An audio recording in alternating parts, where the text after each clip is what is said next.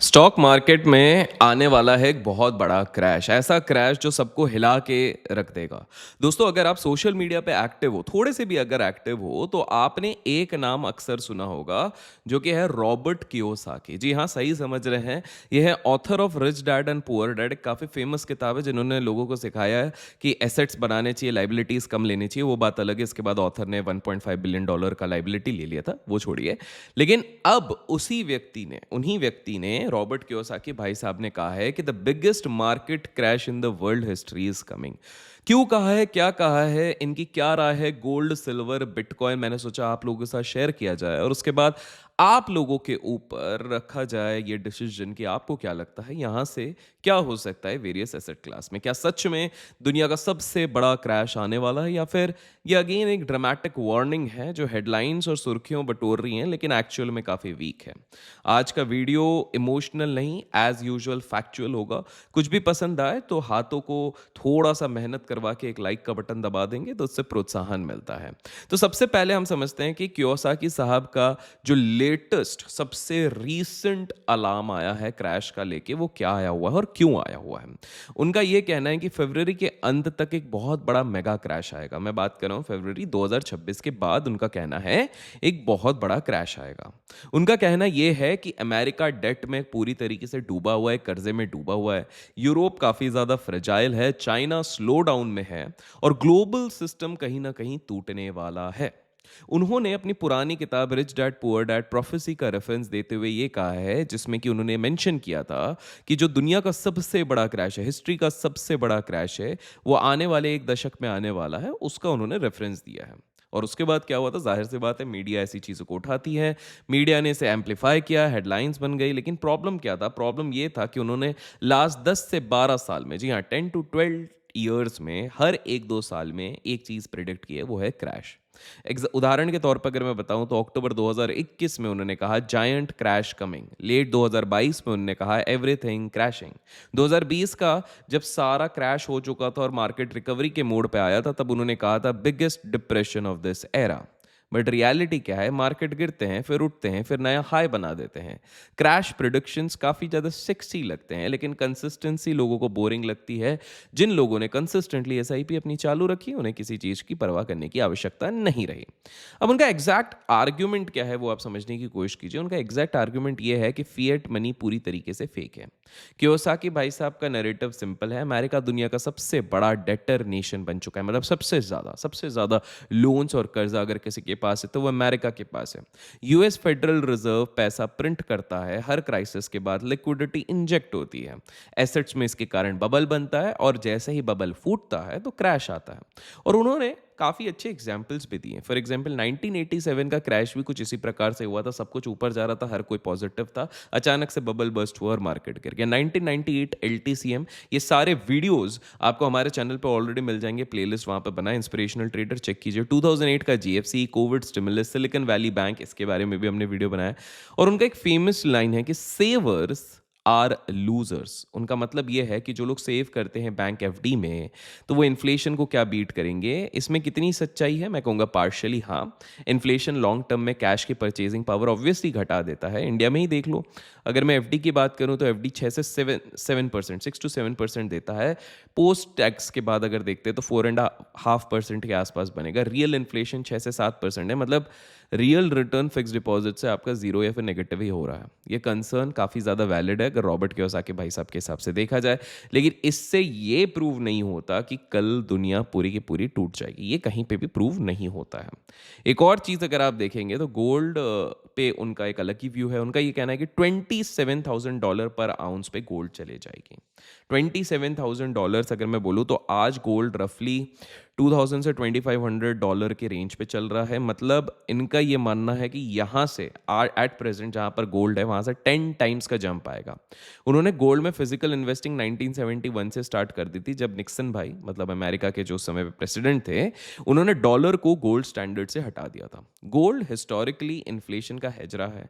India में तो gold एक कल्चरल एसेट भी है। आप सिंपल से देखो, शादी में क्या लगेगा, गोल्ड लगेगा। फेस्टिवल्स में क्या लगेगा, गोल्ड लगेगा। सेविंग्स में क्या लगेगा, गोल्ड लगेगा।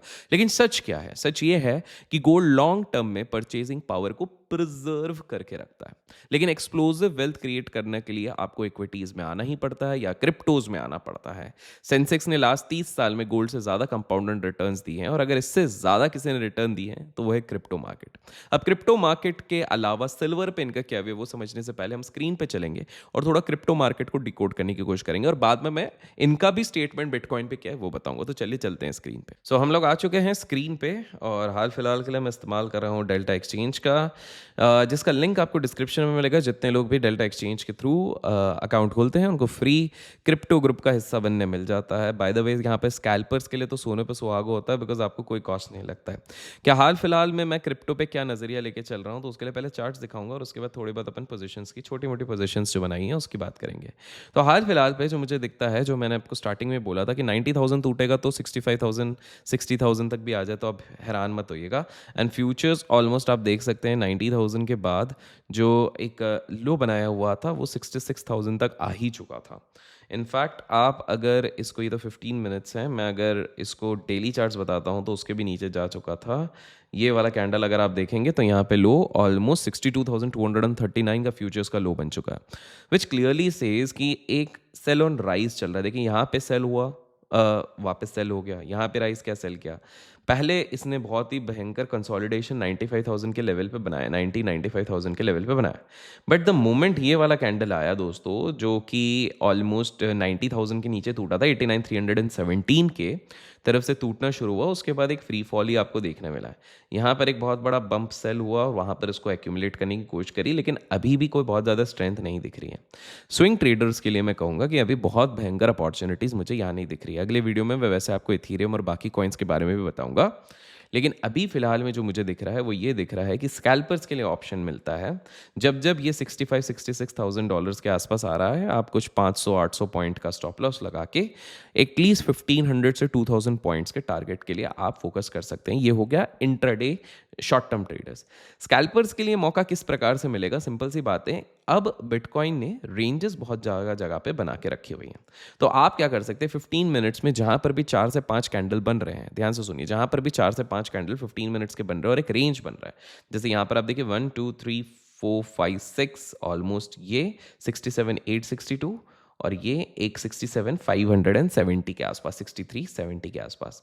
तो ये एक रेंज बन गया। अगेन यहाँ पर एक रेंज बन गया है 1 2 3 4 5 6, रेंज इन द सेंस ज़्यादा जहाँ पे डिफरेंस ना हो। ये 67,619 और 67,438।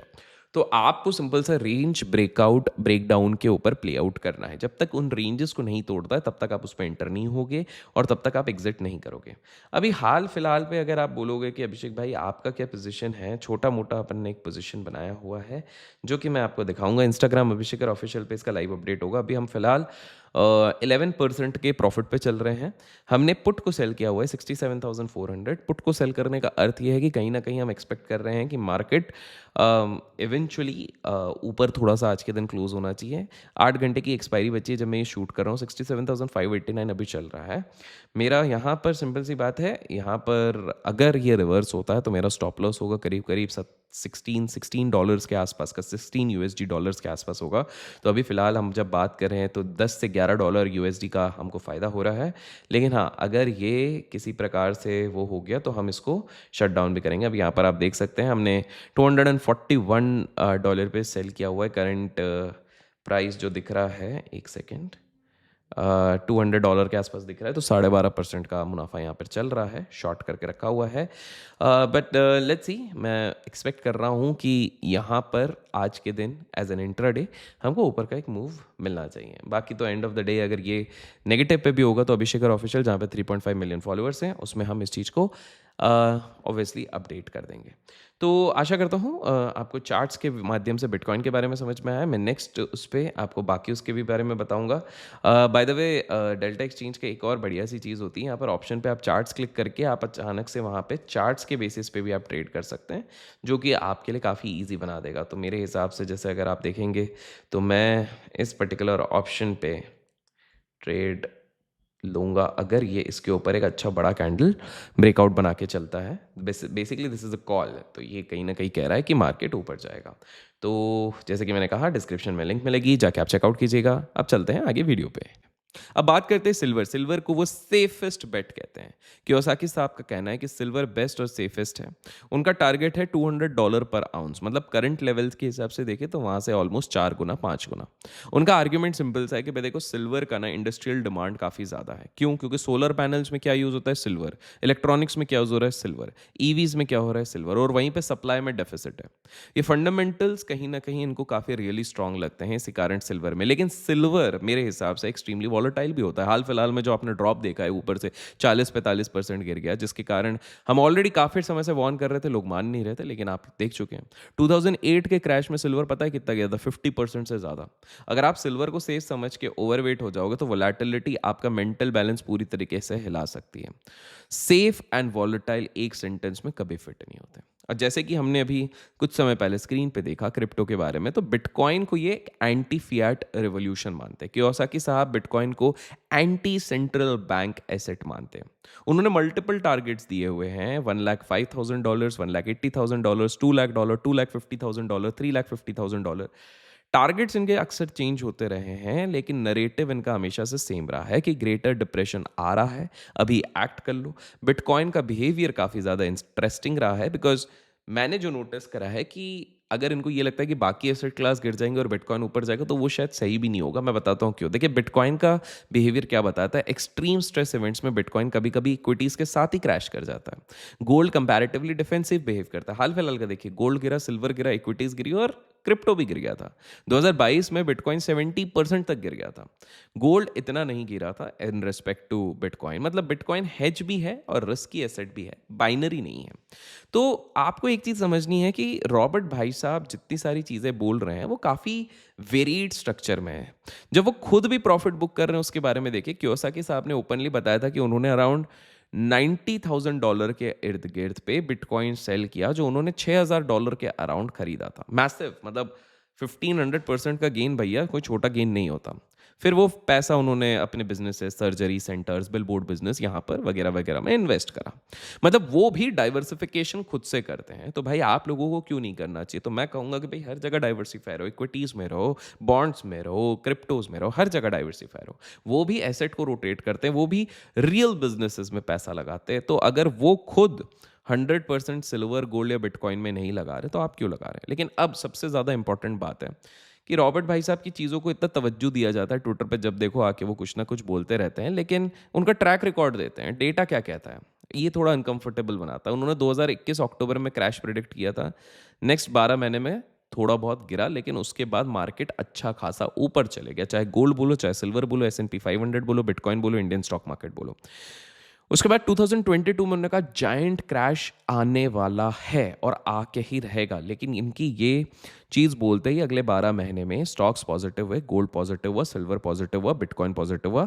मतलब लास्ट उनके 16 प्रिडिक्शंस में से 14 तो गलत ही होते हैं। वो तो हर दिन, हर दूसरे दिन आके बोलते हैं कि मार्केट क्रैश होगा, मार्केट क्रैश होगा, सिल्वर ऊपर जाएगा, बिटकॉइन ऊपर जाएगा।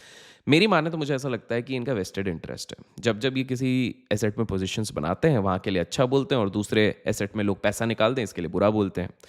खुद इन्होंने काफ़ी बार आयरनी ये दिखाई है कि भाई खुद उनने बोला डेट के अगेंस्ट रहो, फिर खुद डेट बहुत सारा ले लिया, फिर और एक किताब लिख दी, उसमें बोल दिया स्मार्ट डेट तो लेना चाहिए। तो ये मेरे को लगता है अपने हिसाब से ये नरेशन अपना बदलते रहते हैं। लेकिन मान लेते हैं इनकी बात सच हुई और ग्लोबल क्रैश आया, तो इंडिया पे क्या उसका इंपैक्ट पड़ेगा? तो देखिए, अगर यूएस में सिवियर रिसेशन आया तो एफआईएस का आउटफ्लो जो चल रहा है वो होता रहेगा।